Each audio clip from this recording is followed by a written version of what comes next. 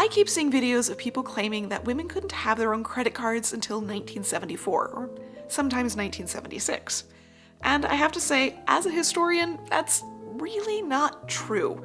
What they are talking about is the Equal Credit Opportunity Act that was put in place in 1974 and then amended in 1976 to expand to more people. But the thing is, it wasn't a magical moment in history. We didn't go from women not being able to control their own finances at all to suddenly one single regulation changing all of that overnight and ending discrimination. The reality is it was one very small step in a very long journey, and things got worse before they got better. And in fact, credit cards weren't even that big of a thing for people in the 1970s, so regulations on that business wasn't nearly as important as it would seem today. But if they didn't have credit cards, how did people, especially women, manage to afford things that they needed? As I have discussed extensively in a video before, not everyone can depend on second-hand, after all. If, say, someone needed a winter coat as cold weather was approaching, but they didn't have the money right now, what could they do about it? Well, the answer to that changes throughout history. So we're going to follow along with a fictional character today. I'm just naming her Elizabeth, and she is still a fairly young woman who was married. She is either widowed or divorced. It surprisingly doesn't really matter in most of these cases. And she has no children, but she is now moving to a new town or city where she doesn't know anyone. She's doing this for a job. She needs to be able to support herself because she is no longer married and needs the money. The problem is, upon moving there, she realizes she needs some clothing for that job, whether she is a teacher, an office worker, or eventually a businesswoman. She needs to have the appropriate clothing to do her job, but she needs her job to pay for that clothing. So let's start by heading back all the way to the 1860s. So Elizabeth in the 1860s would have been going to local stores. If she needed a dress, she'd go to the dressmakers. She needed a suit, she'd go to the tailors. She needed fabric, undergarments, and other basic things that were pre-made. She could go to the local dry goods store and a variety of other small local shops. And they would individually decide if they required her to pay them in ready cash or if they were willing to extend her credit, essentially to put her name down in a book and say, you owe us this much. Now, they can't charge interest, and they also don't have a specific date of repayment. Sometimes they might ask for it to be repaid within a certain number of days, but there's not really a ton of recourse for that, especially when someone is coming in and regularly purchasing more and more things. The expectation is just that they keep trying to pay off that debt as they go. So there's not a really formalized system that she would have to contend with. It's more a matter of, do these people trust me enough to offer me credit? There are some things that Elizabeth could do, such as bring a letter from her place of employment, so that way she can show she is readily employed, is earning money, will have a stable job, and will be a stable part of the community. She could bring letters from previous businesses that she worked with saying, yes, this person has been very trustworthy when it comes to money and credit. She could even bring letters from trusted people within the community who would vouch for her. So she certainly could help her case a little bit, but the whole thing comes down formally and informally to what they call the 3 C's. Capital, how much money do you have? Capacity, how much money can you earn? And character. Character, in its more official designation, is a look at moral risk. So they are checking for things like a reputation for business honesty, attitude, community standing, record of connections, bankruptcy, or court cases, and these records might be formally kept for some people. In fact, there were credit reporting firms as of the 1840s. Businesses like John Bradstreet's commercial agency would eventually become the famous Dun & Bradstreet, and they were starting to collect credit information on people very, very early. Now, granted, Elizabeth would probably never deal directly with something like that because she's not asking for a lot of money, she's working with smaller businesses, and those smaller businesses don't want to pay the subscription fees to be able to get the information back on her. All it would really say might be that this person is well liked within their community, or maybe has a few people that don't like them. Maybe they have had good records of paying off bills or not. Things like whether they drink or gamble or have family. Just a whole range of very random information that's collected on these people that is by no means standardized. And while Elizabeth likely wouldn't have ever dealt with that, she is still going to see the same standards applied by these smaller businesses to her existence. Does she come with a lot of money? Well, obviously, if she's unable to have ready money for purchasing the clothing that she needs, probably not. What's her capacity for making money? Well, as a woman, she probably has a lot less of a chance than most men, just because the jobs that she can get are much fewer, paying her less, and inevitably a little bit less stable because of that. But if she is well employed locally, then she has a much better chance. And of course, character, that's where those letters might come in and be really helpful, but if she doesn't have connections in the community, that can be really difficult. So while Elizabeth certainly could get credit in the 1860s as a single woman, it would inevitably be just a little bit more difficult than if she just happened to be a man. And it really just comes down to, do the stores really like you or not? That makes for a very difficult system to maneuver. Inevitably, if Elizabeth had been married, she wouldn't have problems setting up credit, but all of that would be under her husband's name. So she's starting anew now with the fact that she doesn't have that background and credit history in the same way. Our next Elizabeth, moving forward into the 1890s, might shop in much the same way. Or she might choose to go to some of the bigger department stores or even utilize catalogs to purchase clothing ready-made. So she has more options in front of her, and both those large department stores and the catalogs, which are sometimes the same companies, offer credit options. So Elizabeth could walk into a department store or mail into one of the many clothing catalogs and ask to receive credit. Much the same as before, if she was married, it would go immediately underneath her husband's name and be easier to receive. She is still considered less trustable as a woman alone because she's just not going to be as stable in terms of income. If women were single, they certainly could still apply. These department stores were very much built around women's experiences. Women were the ones doing the shopping in that era. And this is really important to note that shopping becomes a thing at this time versus just buying. Going to a store, getting what you need, and leaving. The whole experience is meant to be as fast and as easy as possible, whereas department stores want people to stick around for a little while longer, find some new things, explore. And they are very much aiming this at women who are walking into these stores to buy what they need and are encouraged to maybe sit down, have some lunch, have some tea, go for a little walk through the garden, or sit down in a nice lounging space. Spend some time here, don't rush, make a day of it, make sure you got everything that you absolutely need. So department stores are already catering towards women's experiences. They definitely want them to stick around and spend more money, and offering credit in-store is inevitably part of that. So they are very incentivized to offer credit to women as long as they are able to do so. It's just that if women are married, it's going under their husband's name, and if women are still living with their parents, it will be under their father's name. However, single women, as I said, can get credit. It just inevitably requires a little more proof of their own financial stability. These department stores, however, are creating a problem for those smaller local shops that the previous Elizabeth had to shop at. And that's because the larger department stores can access those credit firms, can pay the subscription fees, and can get the information very easily on people's previous credit experiences, so long as there are records of that. And so the smaller shops are having to take bigger risks because they really don't know if they can offer credit or not safely. So this is the point where those credit firms start to organize. Things like the National Association of Credit Men, which was formed in 1896, start to pop up and continue to grow in number throughout the early part of the 20th century, and that makes the process of gaining basic credit information about potential customers a lot easier and more affordable for many different businesses, so a lot more are doing it. And the big businesses are still relying on those credit firms as well. Even Sears, whose catalog is obviously very well known, didn't establish a separate office for supervising and collecting on those credit debts until the 1930s.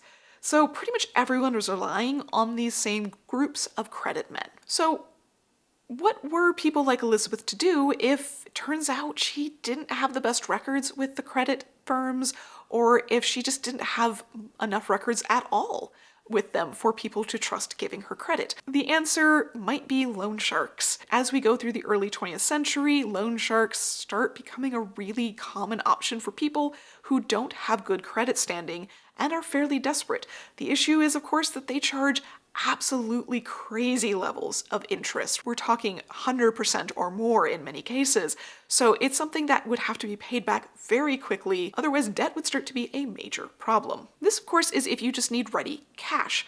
the vast majority of the time, people like Elizabeth would be far more likely to recognize how dangerous the loan sharks could be and instead go to businesses that offered installment plans. So basically, our Elizabeth of the 1920s would walk into a store and say, I'm getting ready to start a new job as an office girl, and I need a suit. I need something that's appropriate for me to wear in this business place. And what they will ask is for a small down payment, and they will set up a series of future payments, usually once a month, for however many months for her to pay them back. Now, there is definitely interest charged on this, so she is going to be paying more in the end, but hopefully it's not quite as high of an interest as those loan sharks. If for no other reason than that business wants her to keep coming back and buy more things from them.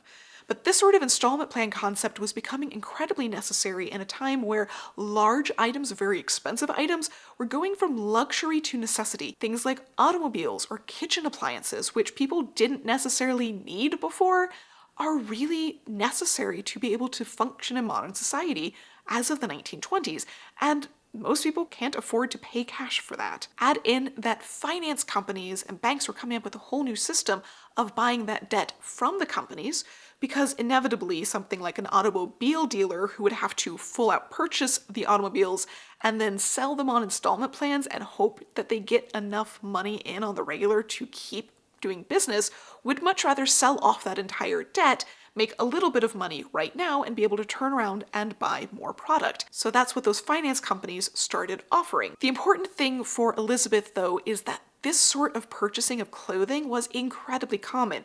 In fact, it made up 5% of all retail clothing sales in the US, which doesn't seem like a huge percentage until you recognize how big the industry was. There were 5,500 million clothing sales in 1925, which means that 275 million of them. So clearly this was a very common way for people to manage that sort of problem in the 1920s. Elizabeth is not alone in her problems. What is happening, unbeknownst to her, however, is the fact that credit doesn't have the best reputation in this time. It is seen as a weakness. It is seen as a potential for failure rather than looking towards the future and recognizing that better things will be coming. You will have that money eventually. It's seen more as a vice. And because so many of the people applying for credit are women, it is very quickly becoming feminized.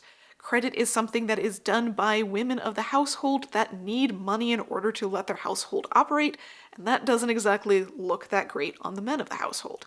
So there's still a pretty nasty reputation for credit in this era, but it definitely is still happening and is not uncommon. Even magazines with their articles on clothing budgeting, a video that I have done previously as well, mention it as an option to balance a budget for a difficult year. In fact, installment credit is much more common than merchant credit, that older style that we looked at in the 1860s, for many people because it's typically being done for goods that can be repossessed. So if someone doesn't pay off their clothing, their radio, their automobile, their stove, it can be taken back, and those businesses will be making plenty of money off the payments that they did receive. So it's not surprising that we see those sorts of installment plans being much more common when it comes to single women, people of color, immigrants, and the like, and they inevitably also ended up with higher interest rates than white men did. There were actually no regulations on how much interest could be, so 30 to 40% was a very common amount, and it wasn't unheard of to see 100% interest or more, and for obvious reasons, causing a lot of problems within communities that already had issues. There were efforts as of the 1940s to sort of reel this in. Post-Great Depression, there were a lot of big concerns, so our Elizabeth in the 1940s might be going to some lower-end clothing stores in order to keep going with that installment payment plan where she pays a small down payment and makes continual payments until she pays it off. One of the important things here is that if she goes in for a suit in the fall and then decides as of November it's getting really cold and she needs a new winter coat, when she goes in to get that winter coat, it just gets added on to her previous account. She doesn't have to pay a new down payment. Her payments, of course, ideally do increase, but she is still able to tack that on and not have to start all over again, which is a good way to keep Elizabeth coming back to those businesses and a good way for Elizabeth to not suddenly need a large quantity of money for another down payment throughout the year. The government, however, looked at these sorts of installment plans and felt like regulations needed to happen so people stopped being taken advantage of. Regulation W came in September of 1941 and greatly affected the process that Elizabeth was buying her clothing by. They set maximum contract lengths of 18 months and minimum down payments and got rid of the whole add-on system. Every single new thing required a new down payment and a new contract, which was done to help the customers, because if they had continually added on and then defaulted, everything on that contract could be taken back. Whether they had paid the full amount of the first item or not, it was still in the same contract. So while it did save customers from some of the more shady aspects of installment plans, it also meant that it made it more difficult for them on a day-to-day basis and made it more difficult for those lower-end clothing sellers to continue doing business. Instead, what Elizabeth would ideally be doing is going to some of those higher-end department stores and larger companies that now offered revolving credit. So instead of a down payment and having to pay off on a contracted amount over and over again, she would go in, make a purchase like she would have in department stores of the 1890s where her credit is put down in the books, but the expectation is she's going to pay off a certain amount every month minimum. Ideally, she pays off the whole amount at the end of the month, but at least the minimum, which is pretty similar to the way a lot of our credit cards operate today. So she has to pay off a certain amount, otherwise there is interest on what she does not pay off. However, that interest is more like 1% or 1.5% rather than 30, 40, or 100, because inevitably she has to be in a situation where they're more likely to trust her and think that her finances could handle this. Then she's given the benefit of a much lower rate that she will probably be able to afford much more easily. Now, Elizabeth may not receive that 1% interest rate. It is up to the business what they charge. Sometimes they have it standardized and sometimes it's going to be different depending on the person. So there's no regulations on that, just on all of those other predatory aspects. Elizabeth might also be lucky enough, if she does get credit with one of those larger department stores, to be given a charge plate. And this is sort of the very early precursor to credit cards. It does not have a lot of information on it. It's just a little essentially metal dog tag that has her name and her account number, and it just makes it much easier for the salesperson to take down the information and have it processed. They have less confusion over names. If you have multiple people with the same name, to figure out which account number it is. The whole thing is just a streamlining of the process, but the unexpected benefit of those cards is that they sort of operate as proof that this person is respectable enough and consistent enough to get credit from a store and keep it. So if Elizabeth had one of those from a previous place that she had good credit, she could use that as sort of an example of, well, this other department store clearly trusted me, so maybe this new one will too. There's sort of an aspect of flashiness to this in a way. Now, granted, if she had been married in the previous place, it would obviously have all been underneath her husband's name. And this, as more and more women were going to work and were sort of building up their own credit before they got married, while they were married, maybe after a divorce. But all of that gets absorbed into her husband's account. So if she builds up a really great credit that is well recorded with her name before she gets married, it all just gets absorbed into her husband's name. And she goes by Mrs. John Smith for the entirety of the marriage. In all of those credit things, they're not going to put her name down. It's just her married name, her husband's name. So Elizabeth, after a divorce, is not going to be able to carry any of that with her. She has to start over completely from scratch. Elizabeth in the 1960s would be encountering a very different view of credit. No longer is it seen as a weakness or a shortcoming, but it is now being seen as a form of responsibility, a good investment. Our Elizabeth of that era might be looking to expand beyond the basic forms of credit that she had relied on in the past, which were still the most common methods, that of charge accounts, installment plans, and revolving credit. Instead, she might be looking towards bank charge plans. This would be especially important if she was in a more business-based job, where she might be dealing with clients, taking them out for dinner, and these clients, usually men, wouldn't want a woman paying for their dinner, but they'd be perfectly fine if a card went down to pay for the dinner, obviously intended to be billed back to the company. Whether it actually was or not, it didn't really matter. It just looked more professional. So bank cards are being seen as a verification of creditworthiness, of trustworthiness, of good money management, good business management, But they were taking a while to catch on, because not only were there fees for the customers, but there were extra fees for the businesses to accept them as well. So everyone's losing out a little bit of money to the bank charge accounts. For that reason, a lot of the early options were local, either through a specific bank branch, or through local businesses, or through very specific types of businesses, like the Diners Club card. The Diners Club was initially meant for men on business trips, making sure that all of those charges came back to one place to keep easy track of that sort of thing, and they didn't have to carry a whole bunch of cash with them on these long business trips. Now, it didn't take long for the Diners Club to recognize that expanding this into women as well was a great idea. Most of the time, they were considered supplementary, so this was for the wives of businessmen who would receive somewhat separate bills. The men could continue to have their bills sent to their office separately from their wives' accounts, and it was sort of considered an extension of their husband's success, not a draining force that the wife had complete control over to purchase whatever she felt like. Instead, this was a way of showing off. My husband is so successful that we have a Diners Club card. Diners Club did offer cards to single women as well, without a man on the account. It just generally had to be a working businesswoman. And perhaps that's something Elizabeth would have gone for. She would have been seeing advertisements of how she could achieve luxury and convenience. It wasn't intended for basic home goods purchases. So she could go have her hair done or go shopping, go to lunch, but she's not going to be buying groceries on her Diners Club card. Now, this wasn't the only business that went after women. The Bank of America card specifically went after unmarried but employed women as well. They too advertise it as a magical way to achieve a luxury life. And though Diners Club did state that they don't discriminate based off of race or gender, the problem here was the fact that businesses were not required to accept this as legal tender. So even if they were being fair about their practices, any business could refuse the card of any person that they didn't want to deal with. But charge cards and inevitably credit cards were becoming much more common. Even if Elizabeth had not managed to reach the pinnacle of receiving a Diners Club card, she very likely would have received an everything card in the mail somewhere between 1967 and 1970. This card was introduced by the First National City Bank, and essentially what they did is that they wanted to get this out to as many people as possible. So they created an extensive list of all of the people that they thought would be decently low on risk, including all sorts of different people that might have had trouble getting cards prior to that point, and they simply mailed them one.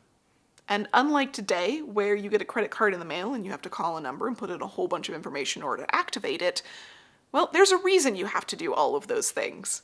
The everything card. They did nothing to activate these cards, and you could just immediately go out and start spending. There wasn't any additional information required to get things started. So, not surprisingly, as they started mailing out millions of these, people started stealing them out of the mailboxes because you didn't know that they were coming. It just showed up one day, and so you wouldn't notice if it wasn't there.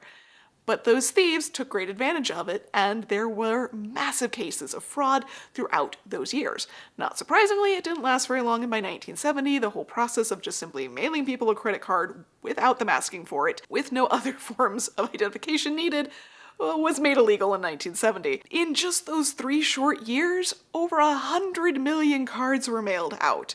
So a lot of people had access to cards that maybe they didn't before. Now, granted, most people did not use them because they didn't know the system, they didn't have places to use them, or they didn't trust it, they understood that fraud was a big problem. So it's not that 100 million people were suddenly using these cards, but just that there was a definite uptick in the number of people that had access to them. Because getting a hold of charge cards, even in the 1960s, was very difficult for a lot of people. Building credit with larger stores even was a very difficult process. You could certainly build credit with small local stores, but a lot of times those small local stores didn't want their customers to leave. They wanted to be able to continue predatory practices, they wanted to be able to control and keep those customers local to them. So if, say, the larger companies called to ask about this person's credit history, they could simply lie and make sure that there was an extra level of control that kept people in their neighborhoods and stuck with the same old stores that weren't always the most honest. For this reason, even as of the 1960s, installment credit, that age-old system, was still the most common option for people who weren't white, affluent middle-class men. These companies gave lots of different reasons to people like Elizabeth as to why they couldn't, in fact, give her credit. They did say, of course, that it wasn't just because she was a woman. It's not outright sexism what they're doing.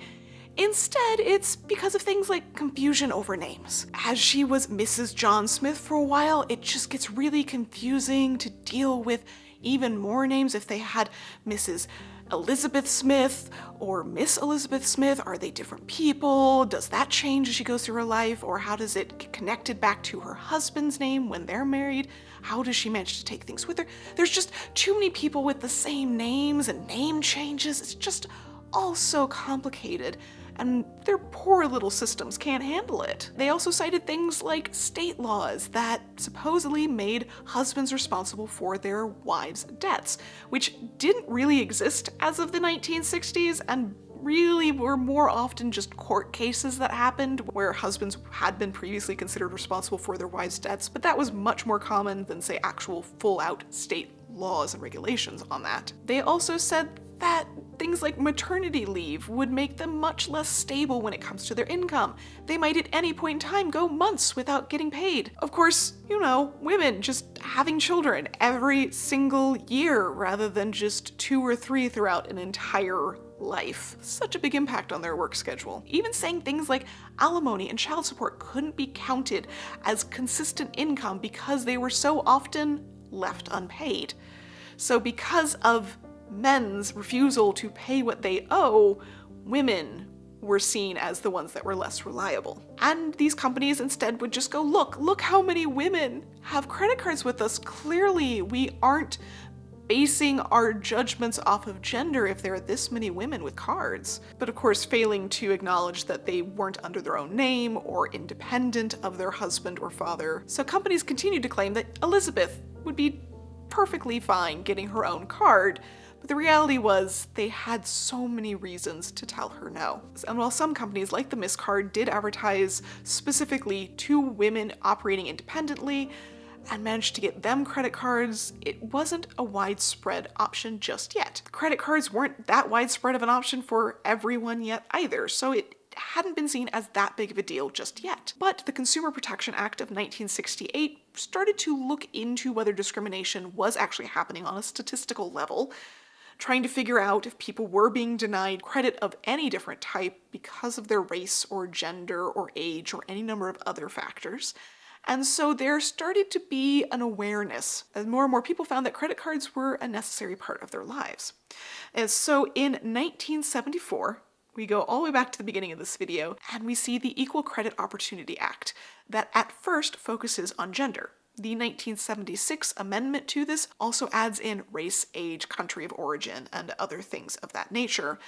And essentially this is saying women can get credit cards in their own name, whether they are married or not. It does not have to be under their husband's name anymore. They also say that there is no more discrimination for all of these different aspects. Of course, how that is actually implemented is rather sketchy at best. They insist things like you can't ask if the person is married or not. You can ask how many children they have, but you can't say ask if they intend to have more. They also had to count things like alimony and child support, as well as veteran and government payments as stable income, regardless of whether they felt like it was or not. So Elizabeth would be applying for a credit card and filling out tons of different information about her life that would bring her risk up or down, and it would go into a computer and be judged by this computer algorithm as to whether or not she was a good risk. Granted, the factors that made her risky before were supposedly removed, so theoretically she should have a much easier time getting a credit card in her own name. But all this really did was put an emphasis on credit scoring, which means that those who have backgrounds of good credit,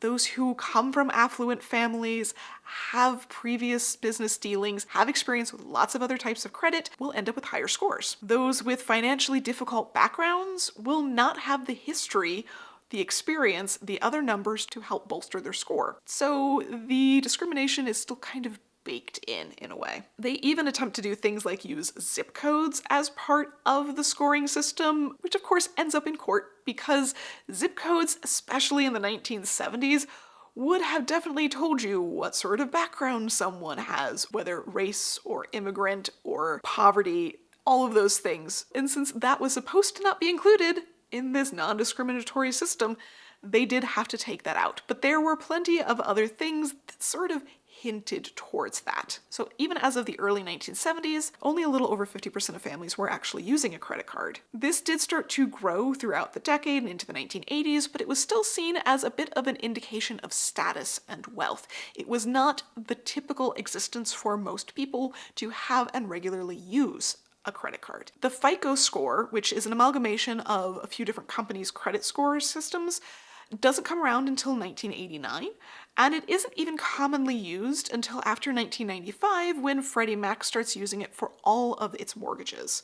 So the credit score that we are so accustomed to really checking in on today and making sure it's doing well, thinking about exactly how long we've had credit card for, how well we've paid it off, and all of the different aspects that seem to constantly feed into a very finicky number, realizing that it is still so much easier to have a good credit score if you come from an affluent family who were able to, say, get you a credit card when you were 16 and co-sign on it and start building that credit score early and make sure that you never defaulted or failed to pay off your credit. Having money to begin with makes it very easy to build a good credit score from a young age, and inevitably, because that older discrimination based on gender and age and race and immigration and so many other things was baked into these early systems, we've only had a very short time to build up a supposedly non-discriminatory version of credit scores, which is still reliant on your parents' generation, which in my case would put me well beyond that 1974 regulation. So 1974 didn't fix a broken system. It wasn't completely broken to begin with, it just wasn't functioning well, and it didn't actually do that much to fix it. It's just been a slow ongoing process to gradually solve this problem. So while the concept behind women couldn't have credit cards of their own until 1974 is not completely made up, the truth is they could, under their own names, if they were single, and if they happened to have built up their own credit and not lost it when they got married. And if they happen to have a stable job or come from a wealthy family and manage to get started building credit. No different than today, it's still very difficult for people to have good credit if they don't come from an affluent background. And no amount of magical, non-discriminatory regulation is going to suddenly up and fix that. Oh no. Really?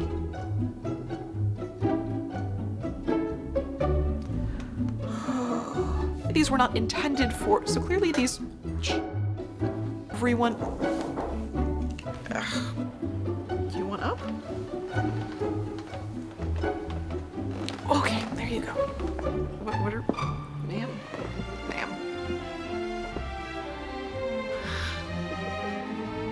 Just that desperate. Is this better? Is this the lobby?